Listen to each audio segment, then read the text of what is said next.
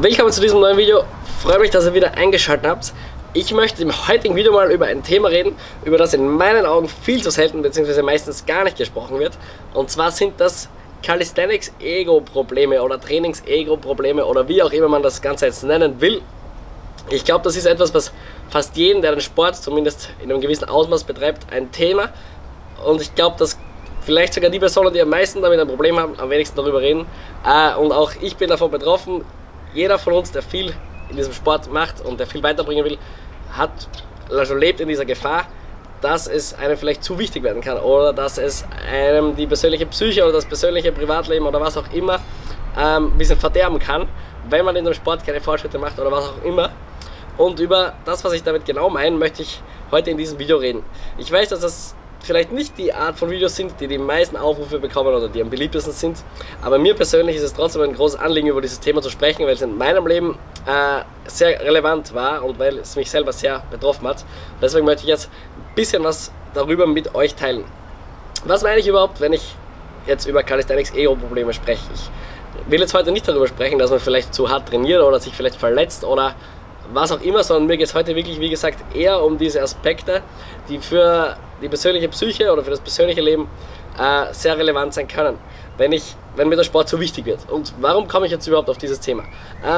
Einerseits habe ich selber bemerkt in meinem Leben, wie der Sport für mich einen sehr hohen Stellenwert hat. Ich glaube, umso mehr man den Sport betreibt, also umso mehr Stunden die Woche man vielleicht darin investiert oder wie auch immer man das jetzt messen will, umso höher ist natürlich auch die Gefahr, dass es für einen selber einen extrem hohen Stellenwert bekommt. Und dass es einen hohen Stellenwert hat, muss jetzt nicht unbedingt was Schlechtes sein. Sport kann etwas sehr Gutes sein, ein Ausgleich sein oder was auch immer sein, das unser Leben sehr bereichern kann. Aber wie gesagt, ich glaube, es gibt eine Gefahr auch dabei. Also das habe ich erstens mal bei mir persönlich erlebt. Und zweitens sehe ich sehr viele Leute, vielleicht auch ihr, die hier gerade zuschaut, oder vielleicht ist jemand dabei, der zuschaut, wahrscheinlich schon. Ich bekomme viele Nachrichten von meinen Zusehern und oft schaut die Nachricht, ich mache jetzt einfach ein Beispiel so aus: Hey Achim, ich komme bei der und der Übung nicht voran und ich bin schon total verzweifelt und ich bin schon total niedergeschlagen und demotiviert und schlecht drauf, weil ich komme nicht weiter. Hast du vielleicht einen Tipp für mich? Und ich helfe natürlich gerne mit Tipps und das mache ich auch hier auf dem Kanal. Aber eine Sache gibt es, die ich nicht verheimlichen möchte, und zwar ist es die Sache, dass die Lösung auf jemanden oder die Lösung für jemanden, der meistens ein großes Problem damit hat, dass er richtig, also es gibt Leute, die sind depressiv, weil sie im Training nicht weiterkommen. Das ist eigentlich ein Wahnsinn. Anstatt dass man dankbar ist, Sport machen zu können, wird man depressiv. Und was ich eigentlich nicht verheimlichen möchte, ist, dass die Antwort auf dieses Problem wahrscheinlich nicht ist, wie du besser trainieren kannst, sondern wahrscheinlich liegt das Problem, wenn das für dich relevant ist, darin, dass dir das vielleicht ein bisschen zu wichtig ist. Und darüber möchte ich heute reden.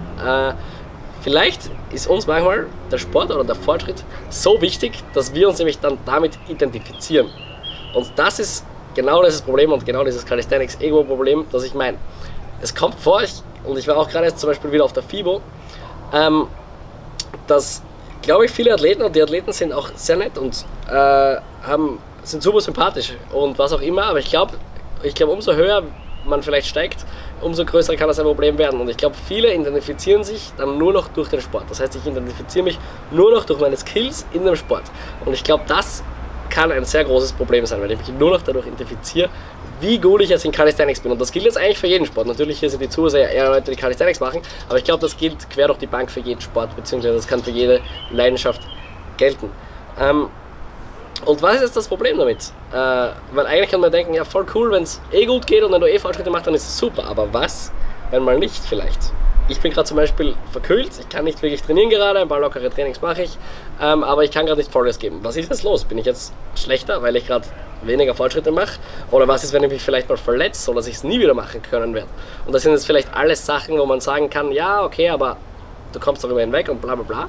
Aber wir alle, und damit müssen wir eigentlich leben, es klingt jetzt hart, aber wir alle werden irgendwann mal nicht mehr die Besten sein in Calisthenics. Egal wie gut wir waren, spätestens, wenn wir mal sterben, müssen wir das alles zurücklassen, sage ich jetzt mal, und wahrscheinlich schon davor.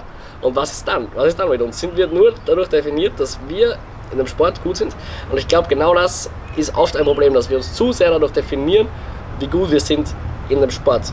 Wie gesagt, zu vergleichen ist nicht unbedingt was Schlechtes immer, weil man sich daraus Motivation holen kann, aber ich glaube, ein sehr großes Problem, das es da gibt, ist das Vergleichen miteinander.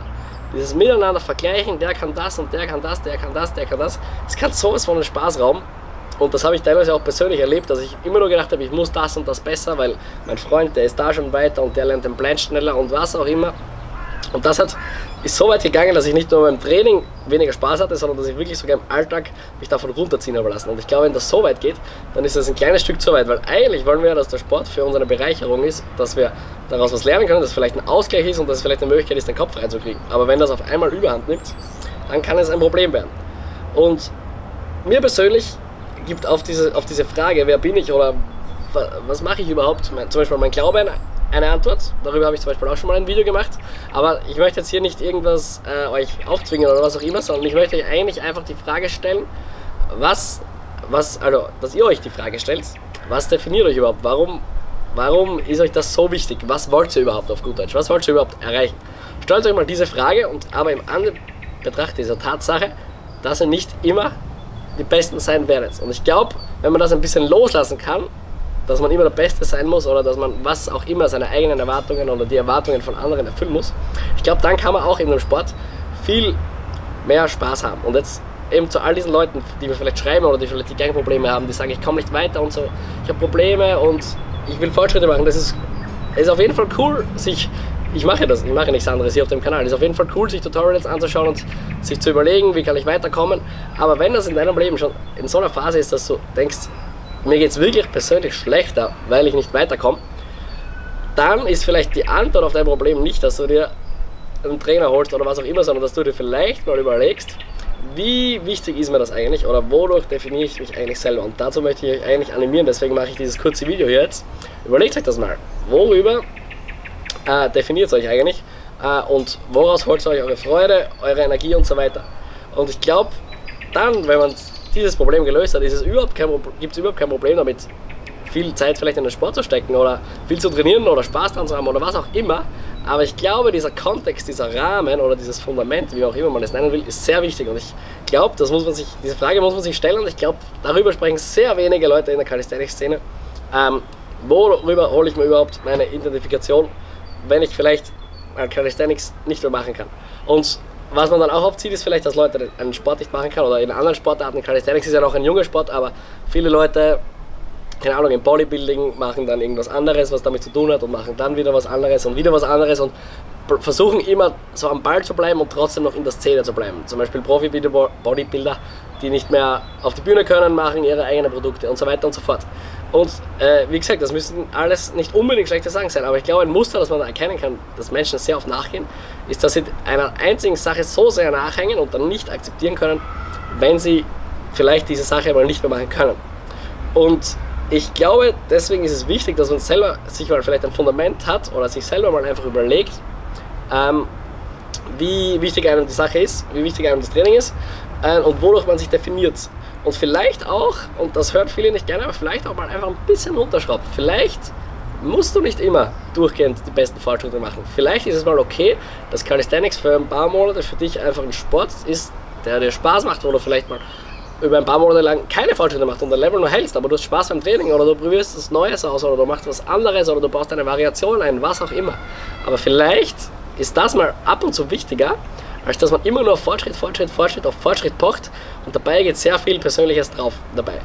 Und der Grund, warum ich eben dieses Video mache, ist, dass ich sehe, dass es bei sehr vielen Personen der Fall ist und ich möchte euch wirklich ermutigen, euch einfach die Frage zu stellen, wie wichtig ist euch das Ganze, wie wollt ihr das einordnen und dann auch zufrieden mit sich selber zu sein, dann auch zu sagen, schau her, das sind meine Ziele und wenn ich die erreiche oder deswegen mache ich den Sport und wenn ich das erreiche, oder wenn ich das so und so handhabe, dann bin ich zufrieden. Es muss ja nicht immer um Sachen erreichen gehen.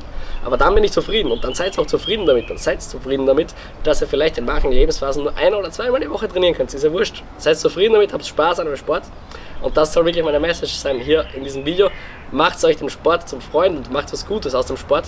Und verwendet sie nicht so, dass ihr euch nur dadurch definiert und dass er euch eigentlich dann mehr Probleme bereitet, als er euch bringt. Weil ich glaube, wenn wir das machen, dann missbrauchen wir eigentlich den Sport und dagegen möchte ich mich eigentlich einsetzen und wie gesagt, deswegen mache ich das Video hier. Genau, das war es auch schon mit meiner kurzen Message hier. Vielen Dank fürs Zuschauen, ich hoffe, es hat euch helfen können und ihr könnt es mir gerne mal in die Kommentare schreiben, was ihr so davon hält, was ich hier gesagt habe.